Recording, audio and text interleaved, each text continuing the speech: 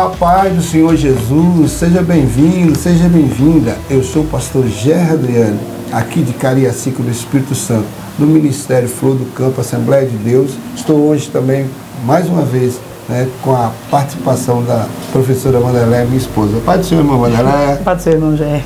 Nós estamos na segunda lição do nosso primeiro trimestre, que fala sobre em defesa da fé cristã, combatendo as antigas heresias que se apresentam com nova aparência. Lição 2. Essa lição vai ser selecionada no dia 12 de janeiro de 2025. O título é Somos Cristãos.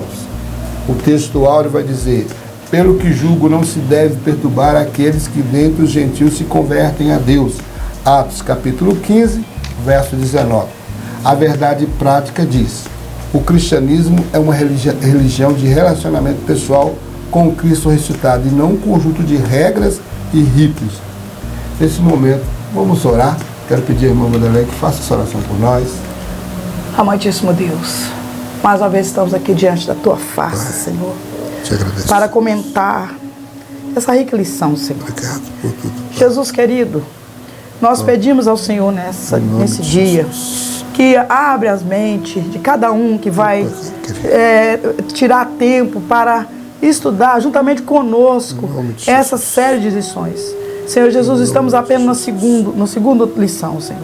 Mas que o Teu Espírito Santo possa nos dar força, possa nos inspirar para falarmos da Sua palavra e para que os filhos, que os irmãos que estão nos ouvindo, Senhor, possam entender e compreender essa lição à luz da Tua palavra. É o que nós te pedimos, Senhor, em nome de Jesus. Amém.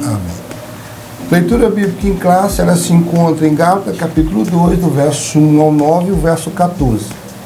Depois, passado 14 anos, subi outra vez de Jerusalém com Barnabé, levando também comigo Tito. E subi por uma revelação, e lhe expus o evangelho que prego entre os gentios, e particularmente os que estavam em estima, para que de maneira alguma não corresse ou não tivesse corrido em vão. Mas nem ainda Tito, que estava comigo sendo grego, foi constrangido a circuncidar-se. E isso por causa dos falsos irmãos que tinham entremetido e secretamente entraram a espiar a nossa liberdade que temos em Cristo Jesus, para nos pôr em servidão, os quais nem ainda por uma hora cedemos com sujeição, para que a verdade do Evangelho permaneça entre vós.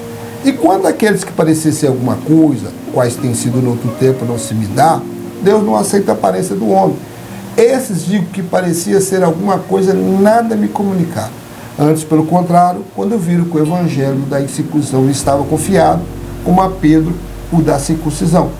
Porque aquele que operou eficazmente em Pedro para o apostolado da circuncisão, esse operou também em mim com eficácia para com os gentios. E conhecendo Tiago, Cefas e João, que eram considerados como os colunas, a graça que se me havia dado deram-nos as destras em comunhão comigo e com Barnabé, para que nós fôssemos aos gentios e eles à circuncisão. Mas quando vi que não andavam bem e direitamente conforme a verdade do Evangelho, disse a Pedro na presença de todos: se tu, sendo judeu, vive como gentios, não como judeu, porque obrigas a gentio a viverem como judeu. Amém? Nós temos 3 objetivos nessa lição. O primeiro é apontar a tendência judaizante predominante entre os primeiros cristãos, elencar as pressões sofridas pelos apóstolos por parte de judaizantes que se opunham ao Evangelho da Graça. E o terceiro é mostrar que forma e doutrina judaizante se faz presente entre os cristãos atualmente. Vamos ao nosso comentário. A nossa palavra-chave é Evangelho e a introdução vai dizer: a igreja herdou dos judeus muitas ideias e práticas no campo teológico e ético, visto que a jornada histórica da igreja começou em Jerusalém no dia de Pentecostes, numa comunidade judaica. E esses pontos de interseções levaram alguns a confundir a lei de Moisés com a graça. Nessa lição veremos que a Gálatas 2 é um relato de uns debates que mostram o limite entre judaísmo e cristianismo. E os apóstolos, principalmente Paulo, tiveram muita dificuldade de mostrar isso aos judaizantes. Então já na introdução nós vemos aí que vai haver um embate, A igreja, ela surge num ambiente judaico, ela surge numa comunidade judaica. Os judeus, né, os discípulos de Jesus eram todos judeus. Então, o evangelho, o próprio Jesus falou para aquela mulher samaritana que a salvação vem dos judeus, porque Jesus, ele vem da linhagem de Judá. Então, por aí você vê que tudo, o cristianismo, ele herdou, sim, né, na parte moral, ele herdou, né, a cultura judaica. Só que o que a lição vai discernir, o que vai ser falado durante toda essa lição, é a separação, o que é lei e o que é graça. A lei foi com Moisés e a graça vem com Jesus Cristo. Então nós vamos ver essa diferença e Paulo vai ter um ponto culminante nessa história. Vamos agora para o primeiro tópico. Prevenimos-se contra a tendência judaizante, subindo outra vez a Jerusalém. 14 anos depois da sua conversão a Cristo, Paulo sobe pela segunda vez de Jerusalém. Essa segunda visita foi por revelação, não sendo uma convocação pelos apóstolos para prestação de contas. Não podemos confundir essa visita de Paulo com a sua ida ao concílio de Jerusalém, registrado em Atos 15. Infere-se que a epístola aos Gálatas foi escrita antes do referido concílio, pois não há menção dele na carta, visto que o concílio tratou do mesmo assunto, Atos 15, 5, 6. Somando os anos mencionados em Gálatas, podemos afirmar que essa visita aconteceu antes da sua primeira viagem missionária. Como o pastor, o irmão Gerard já bem disse aqui, nós vamos ter aí uma luta, né, uma resistência judaica. Por quê? Porque o judeu, o Senhor veio, né, a Bíblia fala que veio para os seus rejeitaram. Mas nós temos que entender que o começo ali da igreja, né, ela começa com os judeus, né? Ela começa ali, tanto que quando Paulo vai à casa de Cornélio, né? Pedro vai à casa de Cornélio, o próprio Deus mostra para ele uma visão, né? Aquele lençol, né? Mostrando todos ali os animais, né? Ali simbolizando, né? E Deus falando para ele se perguntando para ele se era puro, que tudo aquilo que ele mostrou ali, e ele disse, não, Senhor, mas eu não como esses tipos de carne, esse tipo de pureza. Mas o Senhor falou assim, por acaso está dizendo que não é puro aquilo que eu purifiquei? Então, o Senhor, ali eu acho interessante que Cornélio era, né, gentil, né? E ali Pedro, o Senhor manda que ele vá à casa dele. E o melhor, mas Cornélio era um homem piedoso, né? Era um homem que fazia a caridade. Como diz, Cornélio era um crente de hoje, né? Era um crente de hoje, assim, se for ver, né?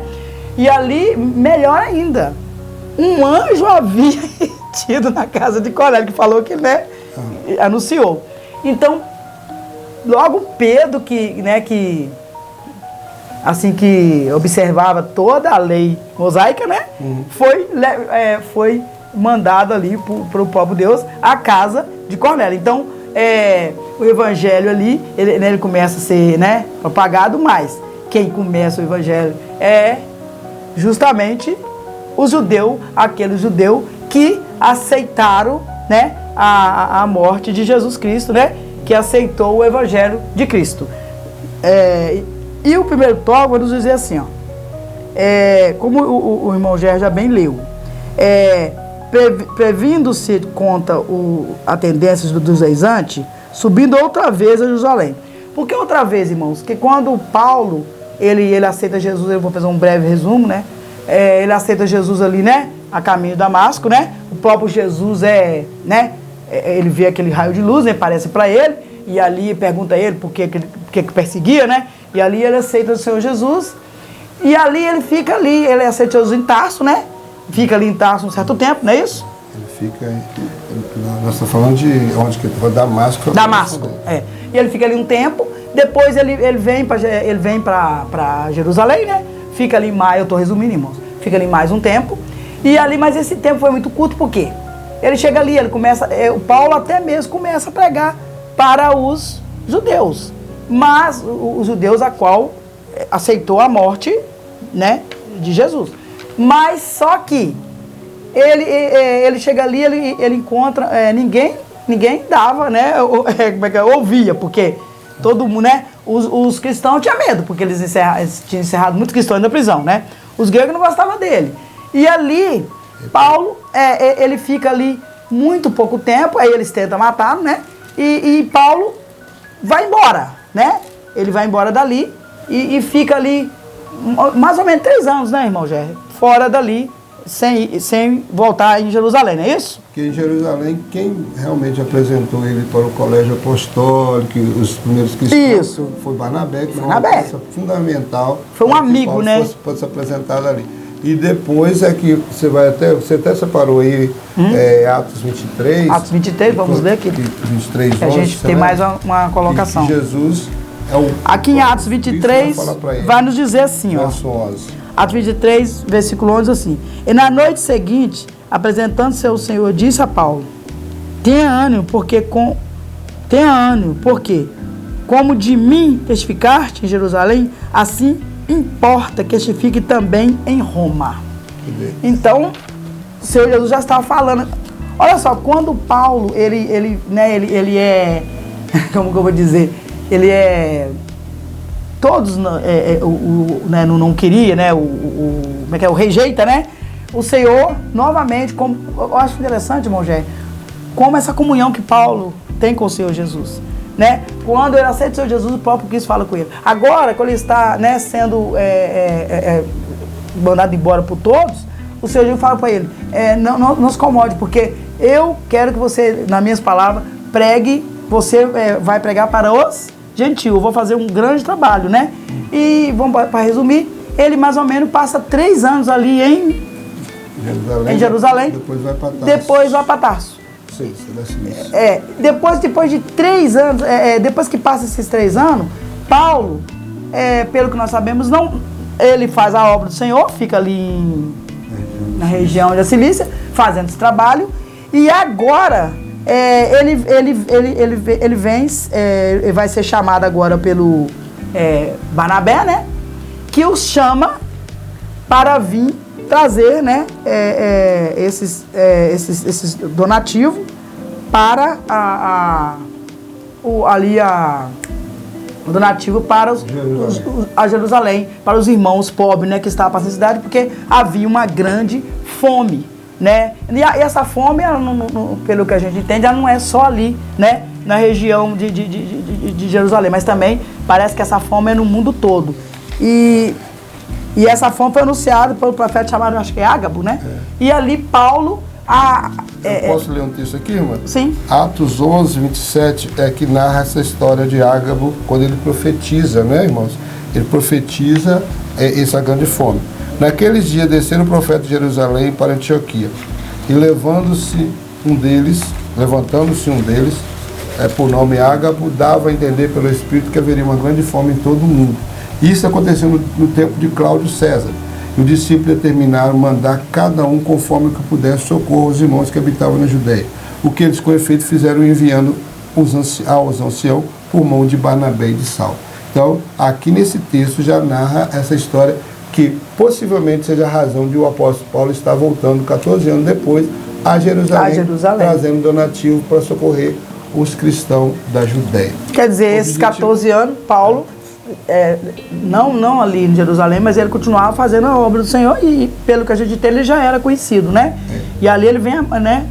Ele vem e atender esse chamado, né? E para trazer essa ajuda, né? Como o irmão bem falou. E a verdade é que essa visita de Paulo não era para um concílio. O concílio vai acontecer em Atos capítulo 15, né? E essa reunião surgiu de imediato numa questão de necessidade. Você vai até ler o segundo tópico. Então, ela vem... O objetivo da reunião, segundo subtópico. Isso, não ela vem assim, porque igual acontece na cidade, né, no nosso país, e ali todos se reúnem, né, igual aconteceu ali igual quando Vila Rica, né, deu aquela enchente. Então, muitas outras cidades trouxe ali uma ajuda, né, para as pessoas que estavam passando na cidade. Assim aconteceu, né, nesse fato aqui. Amém, irmão? O objetivo da reunião. O objetivo da reunião. É bom lembrar, o segundo subtópico diz assim, objetivo da reunião. É bom lembrar que essa reunião não foi um concílio, nem um símbolo, não um síndone. É possível que essa segunda visita, por meio de revelação, tenha ligado com Acabo, quando tenha ligado com Acabo, pois a missão de Paulo, pelo que parece, foi levar donativo aos irmãos pobres da Judéia. Aproveitando a ocasião, o apóstolo expôs o evangelho que vinha pregando aos gentios há 14 anos. Ele tinha convicção de que recebeu esse evangelho de Deus e estava consciente de que a sua subida a Jerusalém era a obediência de uma ordem divina. Nós aqui, estudando, vendo alguma coisa, o texto não fala, irmão Gé, claramente que Deus mandou, que Paulo, né, que essa vinda dele depois de 14 anos fosse a obra do Espírito Santo. Mas a gente entende assim, né? Porque ele vem e ali quando ele chega, igual eu acabei de falar, Paulo, ele já estava assim, até bem conhecido, né? Ele não estava ali em Jerusalém, mas ele já estava fazendo a obra do Senhor, né? Lá na região da Síria, ali, Tarso, por ali. Então ele já estava fazendo o seu trabalho, como nós lemos em Atos, capítulo 23, 11, né? Que ele estava fazendo o seu trabalho com os gentios, né? Isso. E ali ele veio ele veio ali, Barnabé o chama, né? E ele vem ali trazer esses donativos, como já expliquei para os irmãos. E o evangelho, mas ele tinha convicção. Também ele veio expor ao colégio apostólico, aqueles crentes lá de Jerusalém, que o evangelho que ele estava pregando entre os gentios. E se for analisar bem o que a lição vai dizer, não vai haver diferença. Nós vamos ver lá no segundo tópico, né? Depois, mais adiante, não há diferença do evangelho que Pedro pegava na circuncisão, porque ele falou assim, eu vi que vinha pregando aos gentios, há 14 anos. Então, ali era uma preocupação de Paulo. Essa reunião foi necessária para isso, para apresentar isso. Então, e quando Paulo chega ali, ele encontra muitos irmãos, né? Conta muitos judaizantes ali naquele lugar, e ali se dá pela ocasião, né? Ele encontra um judaizante e começa a falar, começa a expor o que ele estava fazendo. Ele começa a dizer, contar a obra que ele estava fazendo, né? No meio dos gentios. Isso. E mais à frente nós vamos ver essa questão que o irmão já disse aí. A polêmica vai surgir no terceiro subtópico. Isso mesmo. Agora, no terceiro subtópico diz assim: Tito e a circuncisão. Olha só, já começa difícil. Barnabé era judeu, Atos capítulo 4, 36. Seu nome aparece 3 vezes neste capítulo. Sua presença na reunião em Jerusalém não seria um problema. Tito, no entanto, sendo grego, foi risco que Paulo correu. Mas não foi uma provocação a introduzir um incircunciso no seio dos judeus. Os judaizantes queriam que Tito fosse circuncidado, encontrando no Novo Testamento a compreensão e a tolerância de Paulo com os fracos na fé. Irmãos, olha só. Os fracos na fé. Irmão, olha só, quando a gente vê aqui esse contexto, nós vemos que Paulo vem, né? Ele foi convocado, né? Pela revelação, né? E ele vem, chegando ali, ele traz Tito consigo. E Tito era grego, ou seja, gentil. E ali o texto continua. No Novo Testamento, a compreensão e a tolerância de Paulo com os falsos, com os fracos na fé, a ponto de a circuncidar Timóteo. Mas ele era judeu, pois sua mãe era judia. No entanto, nessa reunião em Jerusalém, onde expôs o evangelho que pregava ao gentil, ele não cedeu nem um pouco, nem por uma hora. Isso por 2 razões. Tito era grego, porque estava em jogo a verdadeiro evangelho e o futuro do próprio cristianismo. Irmãos, mais na frente, né, os irmãos já vão explicar melhor do que eu sobre essa questão, mas o problema é o seguinte, irmão. Paulo vem, né, trazer os do nativo, né? E vem ele, Bernabé e Tito, não é isso? E Tito, como eu acabei de ler, Tito não era judeu, ele era grego, porém gentil, né? Tudo que não é judeu é gentil. E ali, Paulo encontra ali uma reunião, né? Muitos judeus, né? Judaizantes, né?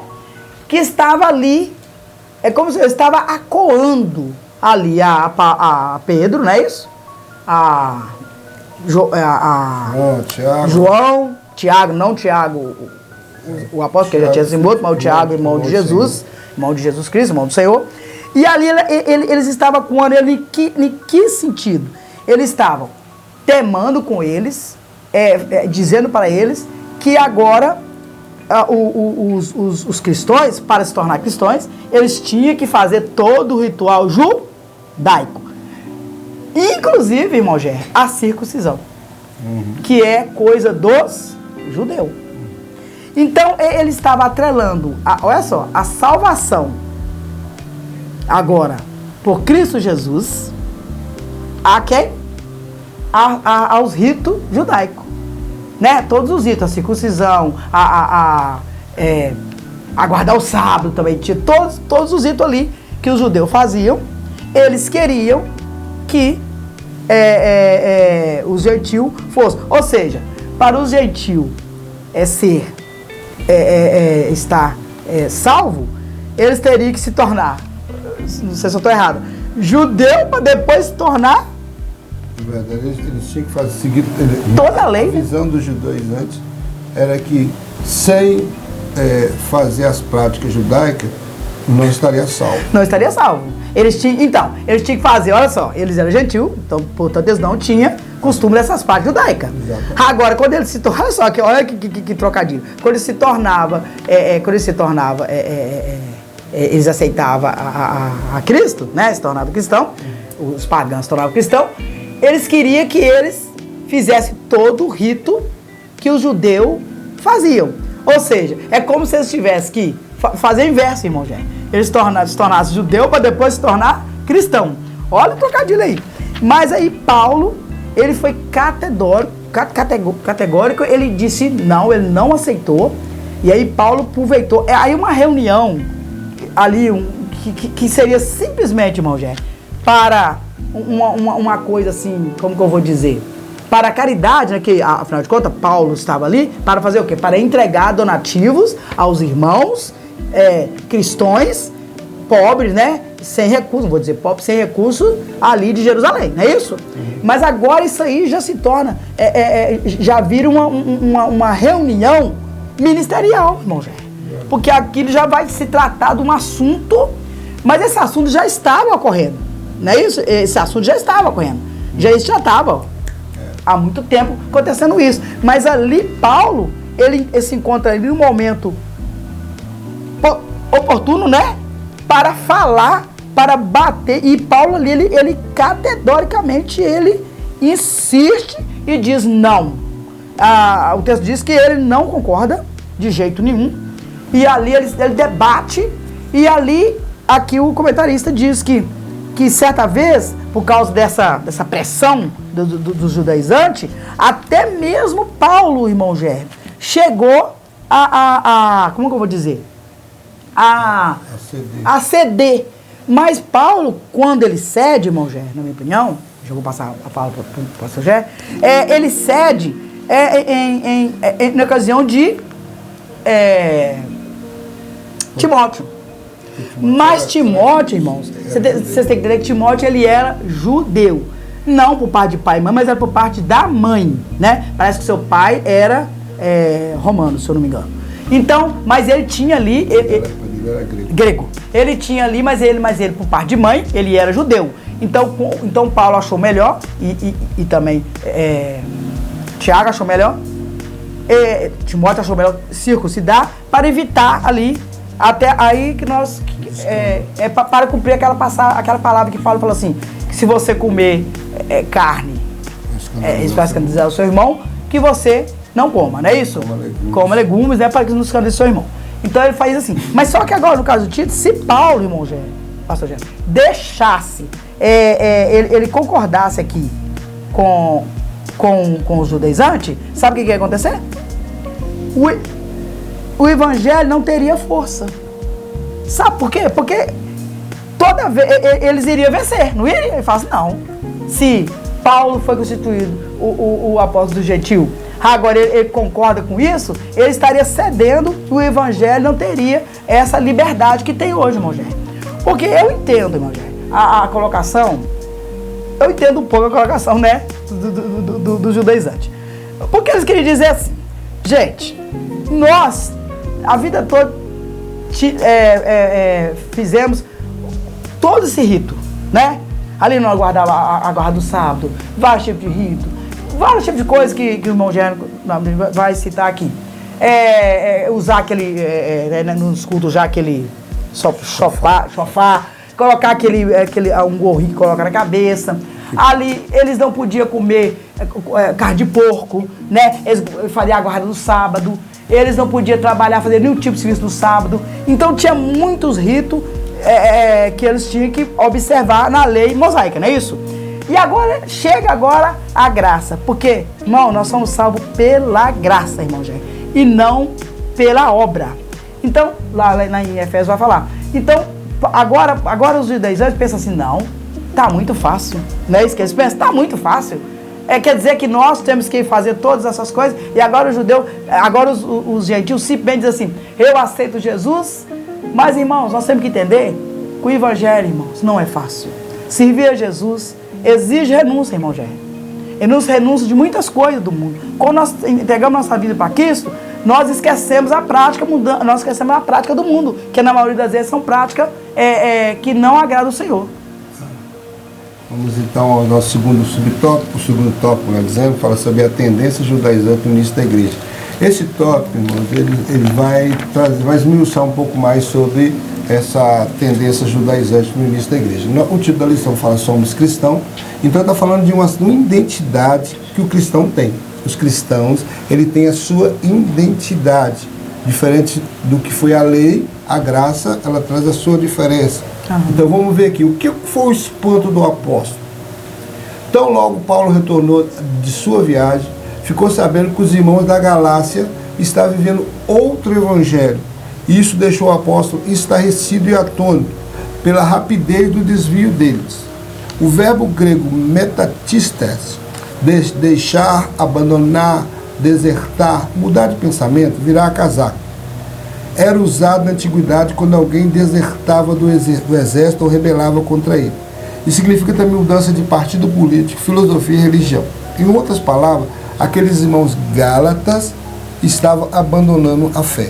Então nós vemos aqui que verdadeiramente houve, Paulo tomou um susto quando recebe, quando ele fala maravilha, aquele maravilha é um maravilha de espanto, né?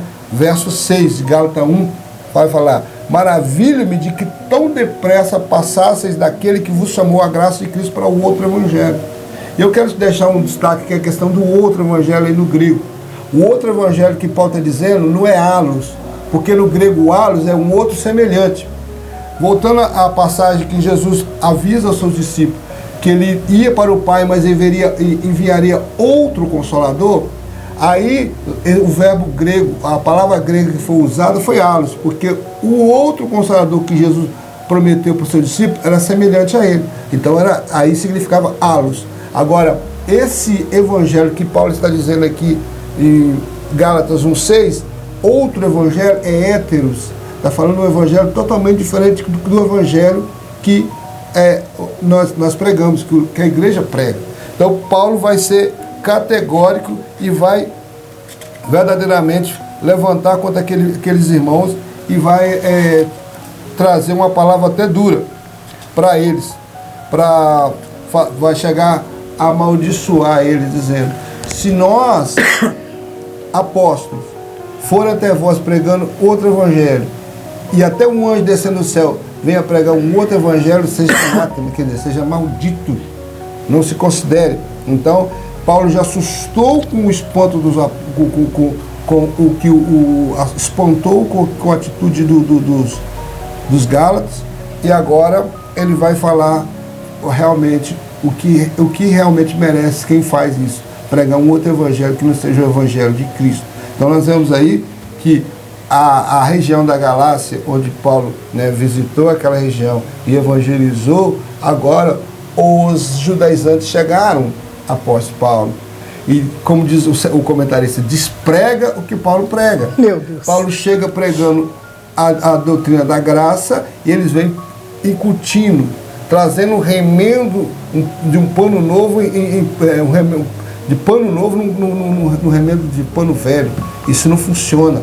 Eles tentaram colocar que circuncisão, guardar o kirush, que é a dieta do judeu, guardar sábado, todos esses ritos, né? Usar kippah, usar o talit, aquele manto sagrado lá que o judeu usa, já seria obrigação dos gentios, querendo colocar tudo isso sobre as costas dos gentios, sendo que não é verdade isso. A Bíblia é enfática. Paulo mesmo vai dizer que a lei serviu de aio até Cristo. Então, ela serviu de pedagogo. Ela foi uma fonte de orientação para chegar até o tempo, né? A plenitude do tempo que Cristo se manifestasse. Quem eram os judaizantes, segundo o subtópico? O termo judaizante vem do verbo grego uidaissó, viver como judeu, adotar costumes, ritos judaicos. Aparece uma única vez no Novo Testamento. E eram eles os opositores de Paulo, identificados também como falso irmão. São reconhecidos no capítulo anterior como os que se apresentavam como enviados de Jerusalém, a igreja mãe. Na verdade, esses homens saíram de Jerusalém por sua própria conta. Tiago negou formalmente as declarações deles, dizendo que não os havia enviado. Eram legalistas dentro dos judeus e por isso chamados os judaizantes. Esses judeus convertidos ao Senhor Jesus ensinavam que os gentios deveriam observar a lei de Moisés como condição para a salvação. Eu chamo a atenção dos irmãos aqui, seguinte, o que eles faziam, os judaizantes faziam lá no primeiro século, são situações que nós vemos acontecendo na nossa atualidade. Tudo que surge como seita e heresia em nosso meio é aqueles que acrescentam algum ponto para que haja salvação. Já não aceita mais a cruz de Cristo, não aceita o sacrifício expiatório de Jesus, não aceita que a cruz foi o suficiente para salvar a humanidade, não. Eles querem incutir, eles querem colocar algo a mais que não pode ser colocado, né? E isso é que Paulo combateu ferozmente, não aceitando de maneira alguma. E aí eles saíam dizendo que era da parte de Tiago. Eles saíram falando que era da parte de Tiago, só que eles não eram de Tiago. Tiago mesmo disse, não, vocês não são reconhecidos por mim. Eles foram lá por conta própria. Então, aí nós vamos ver, judeus convertidos ao Senhor Jesus, eles ensinavam que o gentio deveria observar a lei de Moisés. E o terceiro tópico, o terceiro subtópico vai falar sobre clima de tensão. Não é necessário muito esforço para perceber o quanto Paulo e Barnabé foram pressionados pelos judaizantes diante dos demais apóstolos de Jerusalém. À luz do versículo 9, parece que somente João, Pedro e Tiago estavam presentes. Os outros apóstolos deveriam estar em plena atividade missionária em outras regiões.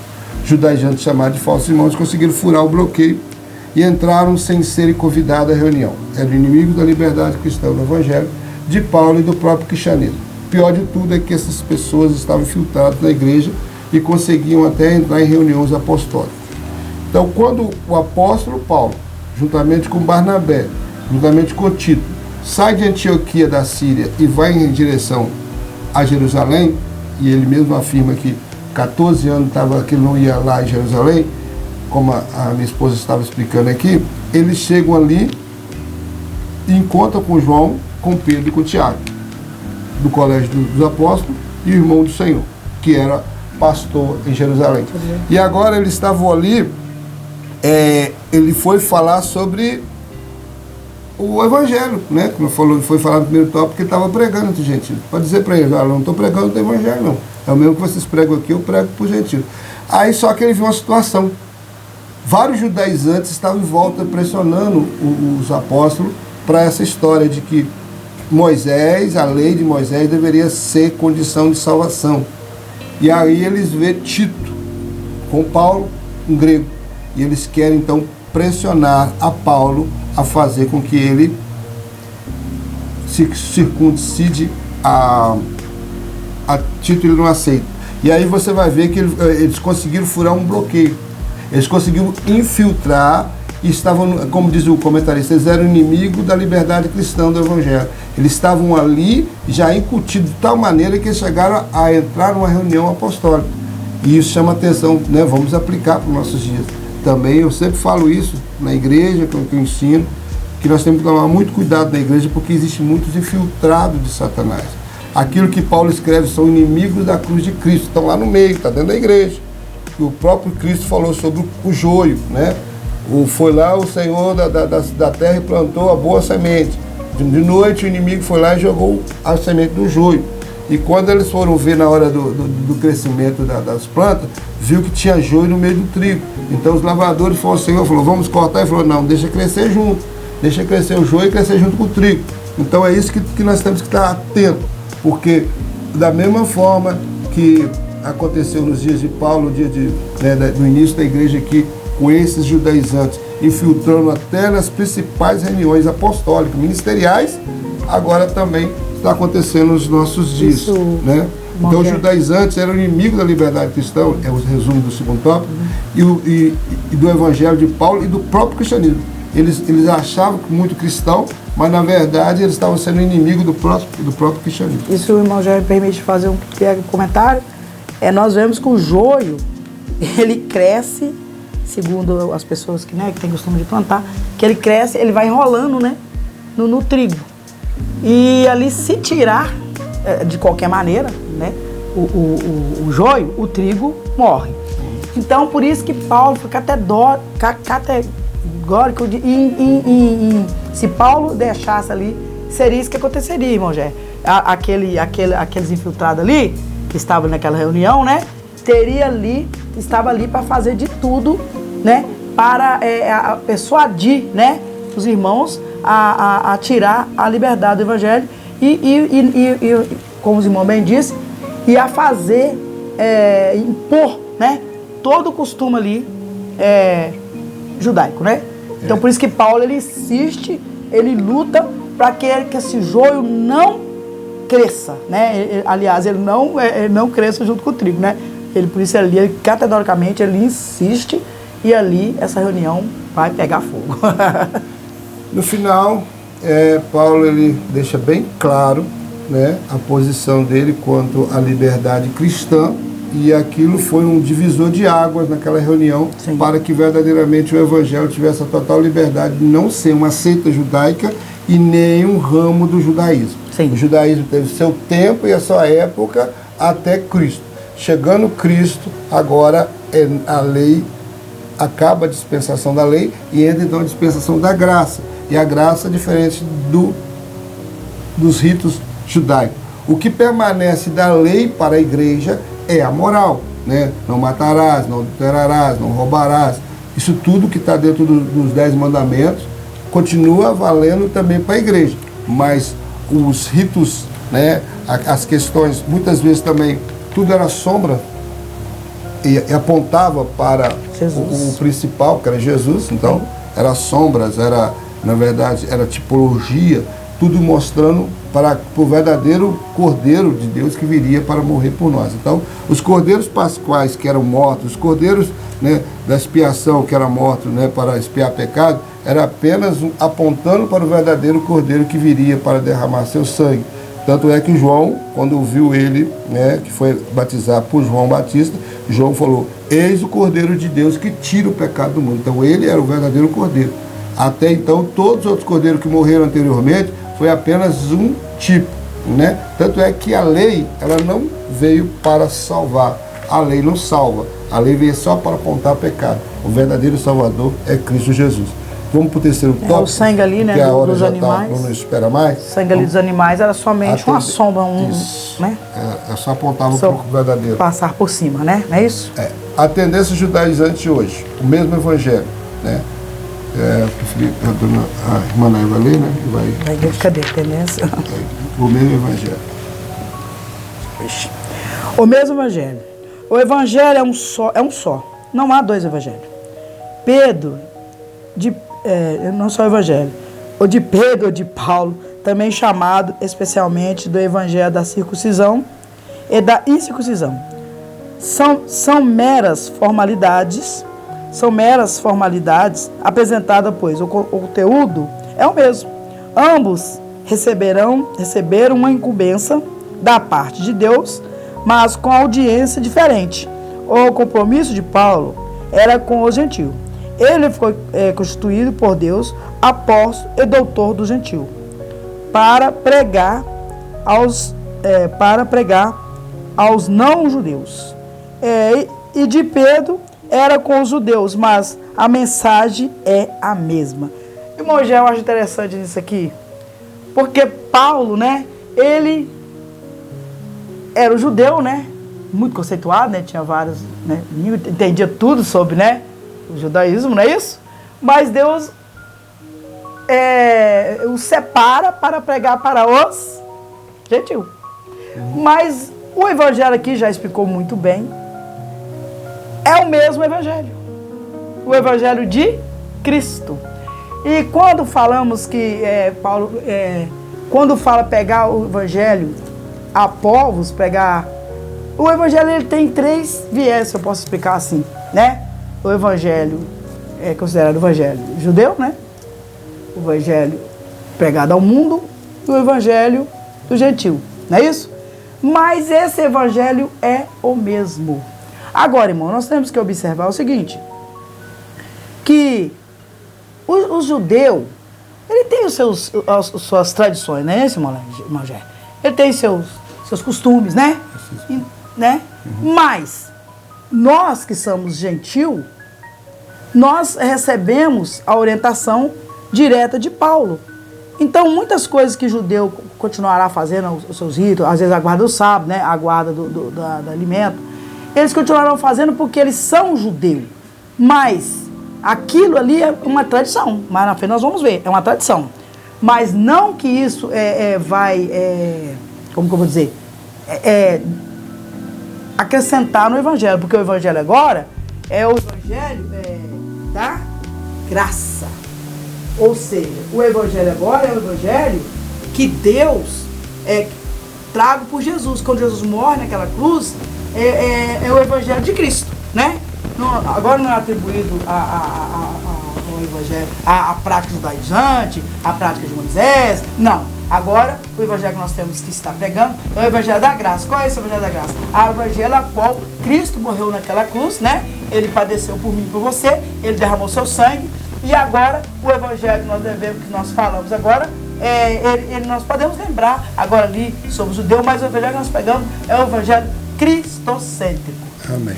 O perigo da doutrina judaizante, que é o segundo subtópico, fala assim, os apóstolos viam em tudo isso 2 problemas sérios. Primeiro, ameaça à liberdade cristã e o perigo de o cristianismo se tornar uma mera seita judaica. Os cristãos judaizantes alteravam o cerne do evangelho, pois colocavam a lei como complemento da obra que Jesus efetuou no Calvário. Era, de fato, outro evangelho. Por isso o apóstolo Paulo os amaldiçoou, está em Gálatas 1, 8, 9. Na verdade, quem tem o Espírito Santo vive pelo Espírito. Então, com a tendência judaizante, é preciso aprender a viver na dependência do Espírito e não da lei, lutando contra os vícios da carne e buscando as virtudes do fruto do Espírito. É um perigo da doutrina judaizante. Primeiro, ameaça à liberdade cristã.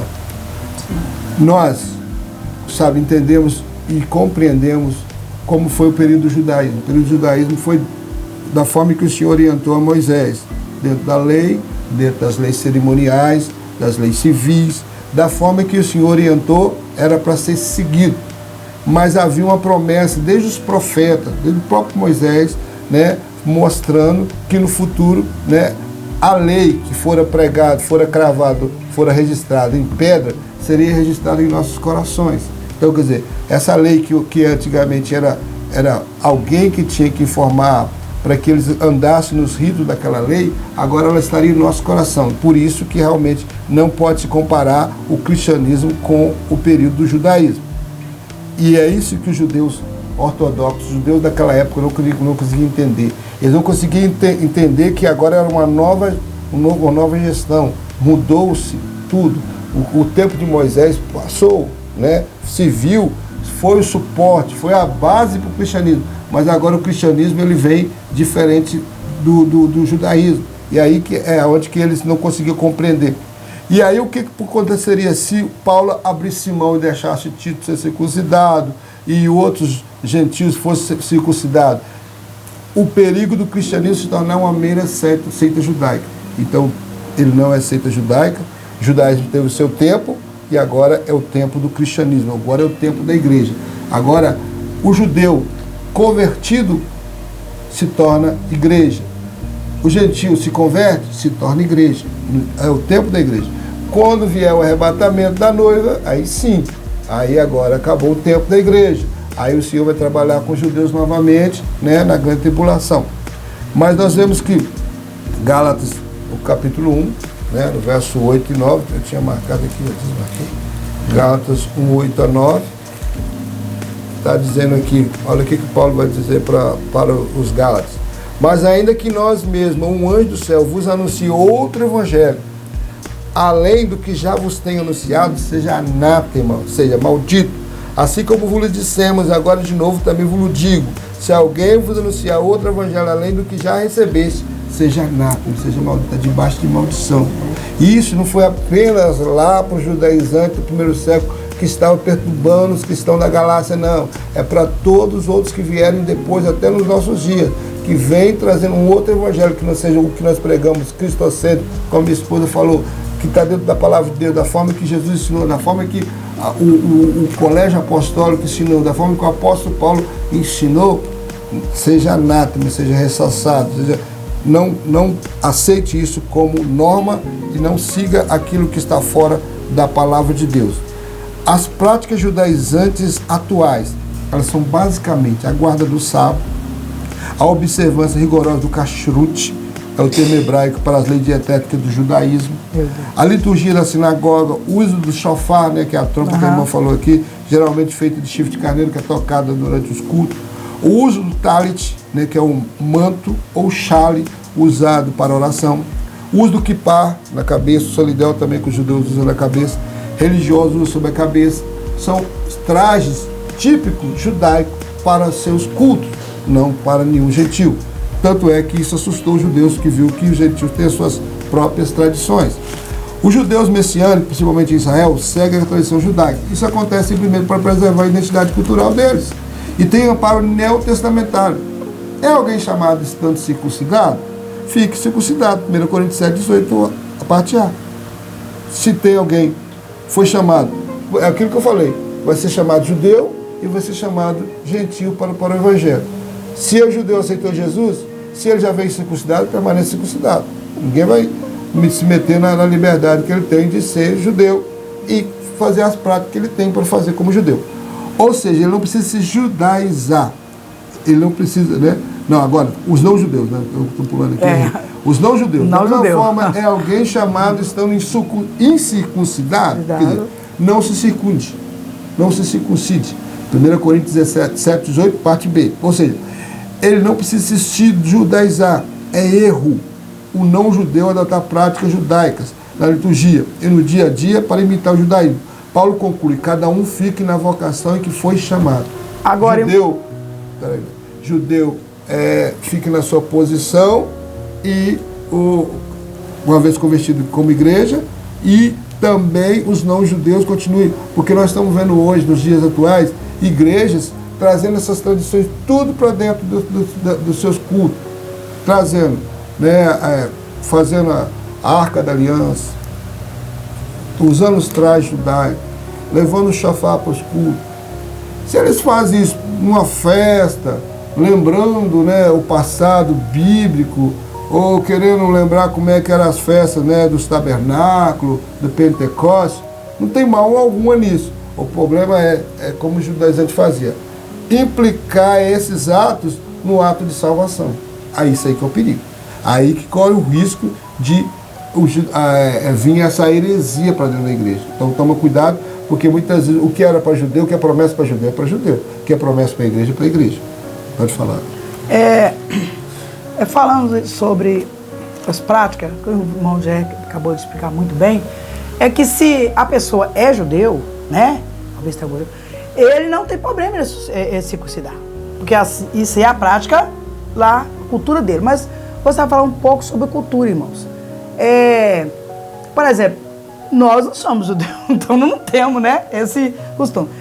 Por exemplo, eu sou mineira, e lá em Minas, nós temos o costume, nós temos uma tradição de comer, o prato principal de Minas, principalmente na minha cidade, é comer frango a molho pardo. Isso é uma tradição da minha cidade. Mas essa tradição, quando nós aceitamos Jesus, ela não podia continuar. Porque nós estamos falando de tradição, né? Se a pessoa... Por quê? Porque esse prato é feito com sangue. E quando aceitamos ao Senhor Jesus, é proibido nós comermos carne, né? Sacrificada, né? Carne com sangue. Não podemos comer carne com sangue. Então, quando aceitamos Jesus, automaticamente... Então, por causa da palavra do Senhor, que muita gente acha que o evangelho é fácil, a palavra do Senhor, esse prato típico de Minas, ele já não é mais, você quase não o encontra nos cardápios. Porque quando, irmão, quando nós aceitamos Jesus, quando nós vemos para Cristo, dependendo dos nossos costumes, Malé, mas é uma tradição. Nós só podemos ficar calados, irmão Gerson, a respeito dessas tradições, se essa tradição não fere a palavra do Senhor. Amém. Não fere. Mas se essa tradição fere, nós devemos sim fazer como Paulo, né? Lutarmos e diligentemente colocarmos, né, a nossa posição. Não devemos ficar calados. E outra, rapidamente, um relato que eu tive, que eu presenciei, eu fiquei assim, porque eu pude observar uma vez uma certa igreja, se denominada Assembleia, eles fizeram uma arca, irmão Gé, a arca da aliança, e ali eles colocaram essa arca dentro do templo, e cada dia eles levavam essa arca para uma casa, e ali eles diziam que enquanto essa arca permanecia ali dentro da casa, irmão Gé, o Senhor estava ali. Quer dizer, eles estavam pegando o costume, né, judaico, trazendo para os dias de hoje. E nós não precisamos disso, irmãos, porque mesmo se a palavra do Senhor diz que o judeu ele veio para os seus rejeitaram, mas o Senhor ele sempre teve um plano, irmão Gé, de salvar os gentios. E a palavra diz que ele diz para Abraão, em ti será bendito todas as famílias da terra. Então ele já englobou todos aqueles na terra que quer morar no céu, ele está englobado na morte de Cristo Jesus. Amém. Conclusão, na morte da sua ressurreição. Na morte da sua ressurreição. Conclusão, o resultado da reunião foi desfavorável aos judaizantes. Só o fato dos apóstolos, sendo judeus, concordaram com a explicação sobre a especificidade de cada grupo dado por Paulo, já apontava o engano desses legalistas sobre a obra salvífica em Cristo. Esse resultado se viu tanto aos Gálatas como a todo o cristianismo, nesses mais de 20 séculos de história. Assim, a diferença entre o judeu messiânico e os cristãos judaizantes atuais é que o judeu está preservando a cultura hereditária do seu povo, o judaizante colocando um remendo novo em pano velho. Mateus 9,16. Para fechar essa lição, eu quero deixar aqui o texto que a irmã falou sobre a questão, né, do que era, o que foi falado para a igreja. Nós temos aqui Atos 15, 28 a 29, diz assim: na verdade, pareceu bem ao Espírito Santo e a nós não vos impor mais encargo algum, senão essas coisas necessárias, que vos abstenhais das coisas sacrificadas aos ídolos e do sangue, e da carne sufocada e da fornicação. Dessas coisas fareis bem, se vos guardardes, bem vos vá. Então eu estou aqui deixando esse texto para os irmãos entenderem, compreender que foi esse o veredito final do Concílio de Jerusalém, a partir do capítulo 15 de Atos. E para finalizar também quero falar um pouco sobre a questão de Pedro, né? Porque houve algumas confusões nesse texto aqui, quando esse versículo 14, que o comentarista colocou aqui de Pedro, mas nós entendemos que não foi ali, não foi no mesmo local, que alguns estão confundindo, achando que isso aconteceu lá em Jerusalém, não. Quando Paulo volta com Barnabé e Tito para Antioquia, que era a igreja local deles, Pedro, indo para Antioquia, estava vivendo bem com com os gentios, se alimentavam, comiam e viviam como gentios. Chegando os de Tiago, né, os de Jerusalém, os judeus vinham a Antioquia, Pedro se afastava e dissimulava, juntamente com os judeus que chegavam, não queriam mais se relacionar com os gentios. E isso ele estava fazendo e estava também levando a Barnabé e a outros também fazer a mesma coisa. Foi então que Paulo disse, resistir-lhe a Pedro duramente quando ele foi em Antioquia. Por quê? Para que ele realmente entendesse que estava agindo errado e estava levando a outros a cumprir, fazer dessa forma. Por quê? Porque não era, a verdade ele estava compreendendo erroneamente a verdade do Evangelho. E com isso ele estava atrapalhando. De uma forma ou de outra ele estava até ajudando os judaizantes quando ele fazia essa prática. E ali eles falam publicamente contra Pedro para que ele se consertasse e os outros também que estavam seguindo aquela prática. Então, e aí nós encerramos essa lição. Deixei esse assunto para o finalzinho, para deixar bem claro, porque está havendo alguma confusão aí por causa desse texto de 14 aí, do verso 14 que o comentarista acrescentou, para mostrar que realmente Pedro estava fazendo isso lá em Antioquia da Síria. Então, Wanderleia, suas considerações finais? Como o pastor já bem explicou, né? Essa confusão aí que eles fizeram, porque Paulo, ele faz até Pedro, saber que Pedro era o coluna, né? Mas ele chama a atenção de Pedro. Mas também nós vamos ver, que lá não dá tempo de ler, lá no concílio, quando Paulo e Bernabé estavam discutindo essa questão aqui também, né? Que essa questão foi para o concílio, Paulo, estava aquela confusão, os ânimos estavam aflorados, Pedro levanta, né? E toma a palavra e ali esclarece essa questão. Os irmãos podem estudar nas suas casas. E eu agradeço, irmãos, mais uma vez por essa oportunidade de estar aqui comentando essa lição. É uma lição muito difícil, né? Que vai falar sobre, né? Falar sobre doutrina, né? Falar sobre... não é uma coisa muito fácil. E que os irmãos possam estar nas suas casas meditando, se debruçando sobre a Bíblia para que possamos entender. Porque nós ainda temos ainda 11, né? 11 lições pela frente. E essa lição, irmãos, vai pegar fogo. Eu agradeço a oportunidade. Que Deus em Cristo nos abençoe, em nome do Senhor Jesus. Amém. Relaxa. Meu Deus, soberano Pai, me ajuda. Você vai orar? Qual que é a oração? Pode ficar tranquilo. Piedade. Pronto.